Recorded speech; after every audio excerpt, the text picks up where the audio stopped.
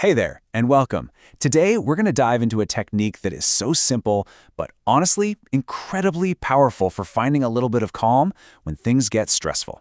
It's called the 5-4-3-2-1 grounding technique, and it might just become the sensory anchor you've been searching for. You know that feeling, right? When your mind just starts racing, and one worry snowballs into another, and pretty soon you feel like you're a million miles away from the present moment. It happens to all of us. But what if you had a kind of manual override switch for that feeling? So before we get to the solution, it really helps to understand what's happening in the first place. What is actually going on up there in our brains when it feels like everything is just spiraling into chaos? And this really hits the nail on the head. During those moments of intense anxiety or panic, your brain isn't just being dramatic. It genuinely believes you're in immediate danger. That internal alarm system is cranked up to 11, and your thoughts either blast off into some worst-case scenario future, or they get stuck on a loop, replaying the fear over and over. This is what creates that feeling of being so disconnected. You're basically trapped in your own head, caught in this feedback loop between the part of your brain that's screaming danger and your body, which is responding with a racing heart and quick breaths. You're just not in the here and now anymore. So how do we break out of that loop? Well, this is where the 5-4-3-2-1 technique comes in. Think of it as a sensory anchor that's designed to pull your mind right out of that mental storm and back to the safety of the present moment. Okay, so here's how it works. It's a really simple countdown using your senses. You can say what you notice out loud if you want, or you can just quietly list them in your head if you're around other people. The whole point is to deliberately and consciously engage with what's right here, right now. First up, just look around you and name 5 things you can see. And don't just glance at them. I mean, really notice them. Notice the details, like a tiny crack in the pavement or the way the light is hitting a picture frame.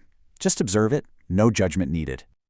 All right, next, shift your awareness to 4 things you can physically feel. This could be anything: the texture of the chair you're sitting on, the cool surface of your desk, or even just the simple, solid feeling of your feet on the floor. Really focus on that physical sensation. Okay, now for your ears. Listen for 3 distinct sounds. You know, our brains are amazing at tuning out all the background noise, so you might have to listen pretty carefully here. Maybe it's the quiet hum of your computer, some traffic outside, or even just the sound of your own breath. Now we're down to 2. Try to identify 2 things you can smell. And hey, if you can't really pick up on any strong scents right where you are, that's totally okay. Just bring to mind 2 of your favorite smells, like fresh-cut grass or coffee brewing. Just the act of imagining them works wonders. And finally, number 1. Acknowledge 1 thing you can taste. Maybe it's the leftover taste of your lunch, or you can take a sip of water and focus on that. Here's a cool trick. If your mouth feels dry from anxiety, try imagining you're biting into a super sour lemon. It almost always makes you notice the sensation in your mouth. So, this whole process sounds almost too simple, right? But there's a really good reason why it's so effective. To understand that, we've got to look at the science behind what's actually happening in your brain. See, panic and that spiraling feeling, that all starts in the amygdala. Think of it as your brain's ancient, primitive alarm system. And when it goes off, it triggers that fight or flight response, which totally hijacks your logical, thinking brain, the prefrontal cortex. And this is the absolute genius of the 5-4-3-2-1 technique. When you deliberately focus on what you can see, hear, and feel, you're forcing your brain to change channels. You're consciously shifting out of the emotional, panicked processing of the amygdala and into the calm, logical observation mode of the prefrontal cortex. You are, quite literally, taking back control of your own mind. So, knowing what it is and why it works is great, but putting it into practice is where the magic really happens. Let's talk about how to add this powerful tool to your personal anxiety toolkit. So, when should you use this? Well, it's incredibly helpful right when you feel a panic attack starting, or when you first notice those thoughts beginning to spiral. But you know what? It's also a fantastic proactive tool. Try doing a quick run-through right before a big presentation or a tough conversation to get yourself centered. Now, this is a really important point. This technique isn't going to make the thing that's stressing you out just disappear. That's not the goal.